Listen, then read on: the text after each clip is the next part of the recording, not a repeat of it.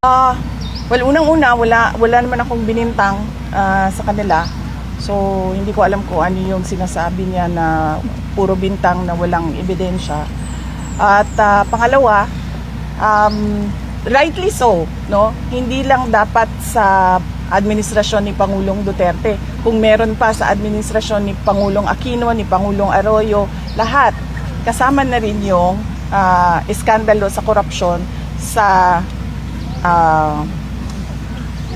administrasyon ni Pangulong Marcos.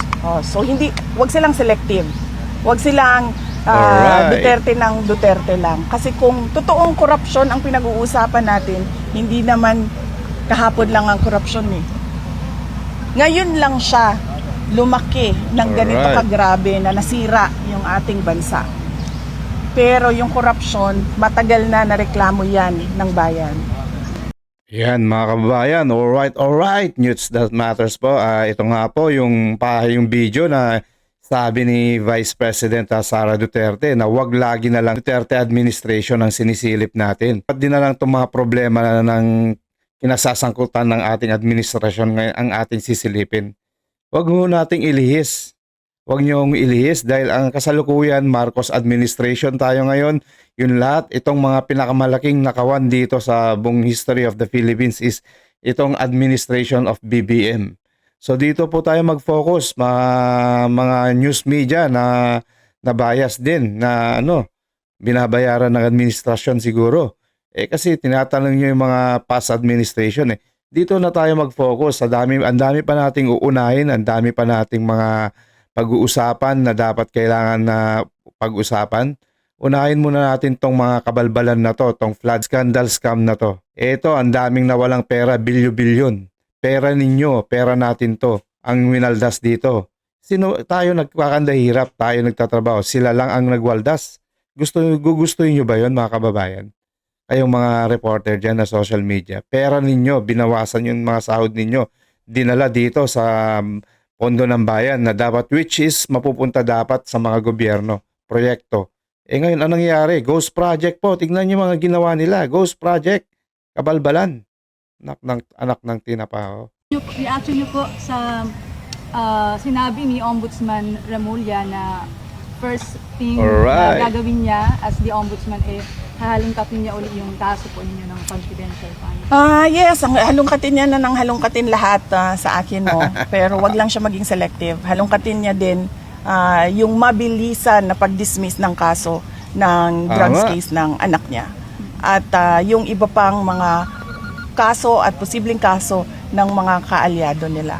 So, wala tayong problema dyan, mga halungkatin lahat. Last on my end po, sa palagay niyo, bakit yung Ayan po mga kababayan sa dami-dami ng pag-uusapan sinabi nga po ito ni VP Sara na tong BBM administration na unahin munang halungkatin ang mga problema na kinakasangkutan ngayon ng BBM administration na itong unahin muna tong flood control scam na to na kung saan na bilyo-bilyon ang nawala sa pera natin mga kababayan. Itong si Ombudsman Remulla kung ano-ano pang inuuna. Di halungkatin niya. Kung halungkatin, yung mga ni Madam Sara, wala naman tong nakikita nga ako na wala naman matibay na ebidensya na may corruption. Yan ang matibay, yung mga kinasasangkutan ng kanyang amo. Yung kitang-kita na, bilyo-bilyon, dami na nagsabi, dami ng wala Itong ang kailangan na talaga, baba sa pwesto. Yun ang tanging solusyon dyan. Wag ninyo na kaming lituin, wag nyo na kaming gaguhin. Dahil kami, banas na kami, at umay na kami sa mga napapanood namin dito sa mga bali-balita na paulit-ulit na lang na gusto namin palitan ng gobyerno para matapos na to. Dahil kung hindi nyo kaya ibalik yung mga perang pinaghirapan ng taong bayan na winaldas lang ninyo, hindi kayo karapat dapat dyan sa posisyon na yan. Mahiya naman kayo sa mga apo ninyo, yung mga estudyante na future sa mga estudyante na mga future leaders. Dapat kayo magpakita kayo ng magandang halimbawa sa tao.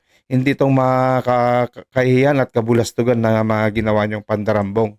sa palagay niyo, bakit yung pagiging presidente niyo po, vice presidente niyo po ang parang idinidiin talaga sa different issues po. And of course, ERRD din po sa mga corruption. Kasi di ba may mga ginagawang investigation pero palaging napupunta po sa Duterte administration ang mga... Opo, ma'am. Ang tawag po dyan, ma'am, sa ganyan is political scapegoating. Ang ginagawa po ng Scapegoating. isang tao or ni BBM ay dahil wala siyang Binabalik lang. ginagawa, walang mga proyekto, walang accomplishments ang kanyang gobyerno at matindi ang corruption na ginagawa nila. Ang ginagawa nila ay inaatake nila yung kalaban nila or perceived na kalaban nila sa politika para doon nakatuon yung attention ng mga tao at tuloy-tuloy lang yung kawalan ng accomplishments ng gobyerno at tuloy-tuloy lang yung kanilang corruption sa budget. So ang term po dyan ay political scapegoating. Ayan po mahiya naman kayo, kayong mga nakaluklok dyan. Kung ano-ano ang sinisisi nyo dito sa kay VP Sara at saka sa previous Duterte administration. Samantalang ngayon, ang daming kabalbalan na nangyayari dito sa bansa natin. Yan muna ang unahin natin. Kaya lagi ho namin sinasabi na unahin muna natin tong kaso na to dahil hindi pa nga tayo nag-uumpisa Wala pa tayo sa umpisa. Hindi pa namin nakikita yung mga sila tambalos-los na yan, sila Saldico o kaya si BBM. Dapat dito sa Senado na ang gawin ng hearing na yan para marinig ng taong bayan yung mga talagang ginawa nila sa bilyon-bilyon. Kailangan namin ng explanation ninyo. Yun ang gusto namin. Huwag niyong ilihis. Huwag niyo kaming laging ginagago at nililito dahil taong bayan, ang daming taong bayan ang gustong marinig ditong kaso na to at gustong malaman, hindi lang sa buong Pilipinas, sa buong bansa, hindi lang sa buong Pilipinas, sa iba't ibang bansa rin na kung saan ang daming Filipino dyan na nagsasakripisyo para may ipakain sa pamilya at yung mga buwis nila, nagbabayad sila ng buwis. Ngayon, kayo lang yung naglulustay. Gumising na kayo. Kailangan nyo talagang harapin tong kasong na to para matapos na tong kabalbalan na to. Mahiya naman kayo. Ma'am, if ever, are you willing to talk to the President for the sake of PRRD? No, ma'am. Hindi ko kakausapin hindi ko kakausapin si BBM para kay dating Pangulong Duterte. Dahil ang sa akin is yung ginawa nila na kidnapping ng isang Pilipino sa loob. Government Mahiya kayo. kidnapping ng isang Pilipino sa loob ng ating Dami niyong bansa. There's no kabalbalan. going back sa ganun, ma'am. Trabaho niya yun At trabaho niya yun in a sense na inaprubahan niya na hindi niya dapat ginawa bilang isang Pangulo. Kung ano man yung problema legal problem ni dating Pangulong Duterte ngayon, ay problema na yun niya at syempre ng pamilya namin dahil ama namin siya.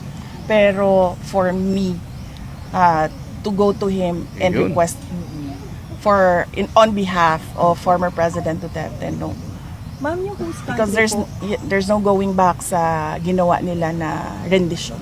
Ma'am, yung whose country po na nag-agree na tanggapin si PRRD, within Europe po ba ito? Ayan, BBM, tsaka yung mga tao mo, ayusin nyo Ayusin nyo yung mga trabaho ninyo, mahiya kayo dito kay VP Sara. At nakakaya tsaka nakakaya tong bansa natin, itong mga nangyayaring kaguluhan. Umayos na kayo dahil ang daming mga sambayan ng Pilipino na gustong matapos na tong kabalbalan na to. Yung mga kabalbalan ninyo, yung mga pagnanakaw ninyo, yan ang unahin nating maayos. Kaya wag nyong ilihis, wag kayong pumuna nung tapos ng administrasyon dahil tapos na yon. Itong administrasyon, itong kasalukuyang administrasyon na to, kailangan nating ayusin tong gusot na to. Dahil hindi to basta-basta. Hindi lang to basta-bastang kalimutan. Pera namin to, pera ng sambayan ng Pilipino, ang ninakaw ninyo. Ibalik nyo mga pera namin at gawin yung mga proyekto na yan dahil pera namin yung pinanggagastos nyo dyan sa mga proyekto na yan. Gawin nyo yung trabaho ninyo. Kayo BBM, yan ang salobin namin BBM, kaya gawin mo yung trabaho mo. Ayan na lang, hanggang dito na lang po tayo mga kababayan Huwag nyo kalimutan i-share, like at subscribe tong mga videos na to. at nang sa ganun napapanood ito ng ating mga kababayan dito sa Pilipinas at sa iba't ibang bansa. Maraming salamat po mga kababayan. News That Matters. God bless.